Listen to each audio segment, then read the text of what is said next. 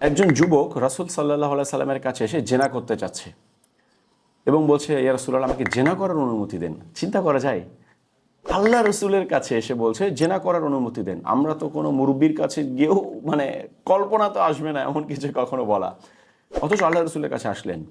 তো রাসূল সাল্লাল্লাহু আলাইহি সাল্লাম কি করলেন? তাকে কি জাজ করলেন যে কত বড় সাহস হয়েছে তোমার, তুমি কিভাবে তুমি আল্লাহ রসুলের সামনে এই ধরনের কথা বলতে পারো?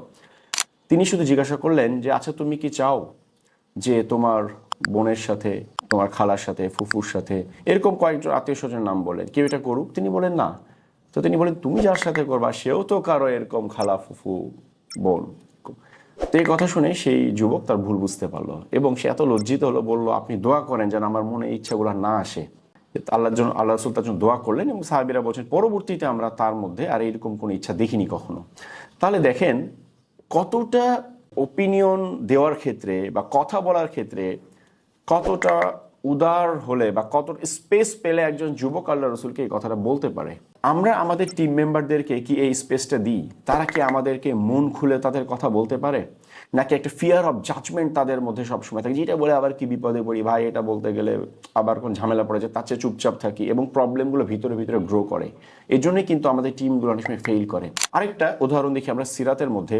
হুনাইন যুদ্ধের পরে রাসূল সাল্লাল্লাহু আলাইহি সাল্লাম প্রচুর গনিমত পেলেন। প্রচুর কতটা প্রচুর? আবু সুফিয়ান এসে বললেন রাসূল সাল্লাল্লাহু আলাইহি সাল্লাম কাছে গনিমত চাইলেন, তাকে আল্লাহ রসুল 100 উট দিলেন। তো তিনি বললেন, আমার ছেলেকে দেন। তো বলে, ঠিক আছে, তোমার ছেলেকে আরো 100 দিলাম। তিনি বলছেন, আমার আরেক ছেলেকে দেন, তাকে আরো 100 দেওয়া হলো। সাফওয়ান বিন উমাইয়া, উনি লোভাতুর চোখে তাকিয়েছে আল্লাহ রসুলের দিকে, তাকে 100 উট দিলেন, তাও সামনে থেকে যাচ্ছে না। তার এমন ভাব যে আরো দরকার, আরো দরকার। আরো 100 দিলেন, তাও দাঁড়ায় আছে। আরো 100 দিলেন। 300 উট পাওয়ার পর সে লজ্জায় ওখান থেকে চোখ নামিয়ে নিল আল্লাহ রসুলের দিক থেকে। উনি বলছে, আমি হয়তো আরো থাকলে আরো কিছু আরো দিত আমাকে। এই যে এত পরিমাণে গনিমত উনি দিলেন, কিন্তু আনসারি সাহাবীদেরকে কিন্তু তেমন কিছুই দিলেন না তিনি। তো এইটা নিয়ে আনসারিদের মধ্যে একটা কানাঘুষা শুরু হয়ে গেল, যারা একটু জুনিয়র সাহাবী ছিলেন আনসারিদের মধ্যে। কারণ 10টা বছর তো তারাই তাদের জীবন, তাদের সম্পদ, তাদের রক্ত সবকিছু তারা ডেডিকেট করেছেন দিনের জন্য, আল্লাহ রসুলের জন্য। তো তাদের মধ্যে এরকম একটা কানাঘুষা শুরু হয়ে গেল যে আল্লাহ রসুল নিজের গোত্রকে পেয়ে আমাদেরকে ভুলে গেছে। হ্যাঁ, এতদিন পর তিনি নিজের স্বজাতির কাছে ফিরে আসছে, এখন হয়তো আমাদের কাছে দিবে না, তিনি স্বজাতিকে সব দিবে, স্বজাতির কাছে থেকে যাবে, আর মদিনায় ফিরে যাবে না, যেহেতু হুনাইন যুদ্ধ হয়েছিল মক্কা থেকে সরাসরি। তো এই কথাটা আল্লাহ রসুলের কানে গেল এবং অ্যামেজিং একটা স্টোরি সিরাতের মধ্যে দেখেন। তো তিনি কি করলেন? তিনি বুঝতে পারলেন যে মানুষ এটা একটা কানাঘুষা শুরু হয়ে গেছে যে আল্লাহ রসুল আমাদেরকে ভুলে গেছে। তিনি সাদ বিন উবাদাকে ডাকলেন, সাহাবীদের মধ্যে যিনি ছিলেন আনসারদের একজন নেতা। তো তিনি সাদ বিন উবাদাকে বলেন, সাদ, মানুষ কি এরকম কথা বলছে? তো তিনি বললেন, হ্যাঁ রাসূলুল্লাহ, এরকম কথা বলছে কিছু কিছু মানুষ। তখন তিনি জিজ্ঞাসা করলেন, সাদ, তুমি কি মনে করো? তারা যেটা ভাবছে তুমিও কি তাই মনে করো? এবং সাদ বিন উবাদার যে আনসারটা, এটা আমি জাস্ট অ্যামেজড হয়ে যায় চিন্তা করলে। তিনি বললেন যে, ইয়া রাসূলুল্লাহ, আমি তো আমার কওমেরই একজন। তার মানে কি, আমার কওম যে চিন্তাটা করছে আমার মাথার মধ্যেই চিন্তাটা আসছে।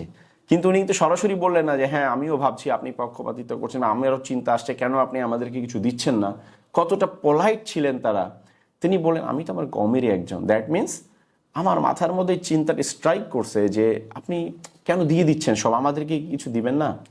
তখন রাসূলুল্লাহ সাল্লাল্লাহু আলাইহি ওয়াসাল্লাম কি করলেন? তিনি বাকি সাহাবীদেরকে ডাকলেন এবং একটা স্টোরি যেটা পরে ম্যানেজ করলেন খুব ইমোশনালি।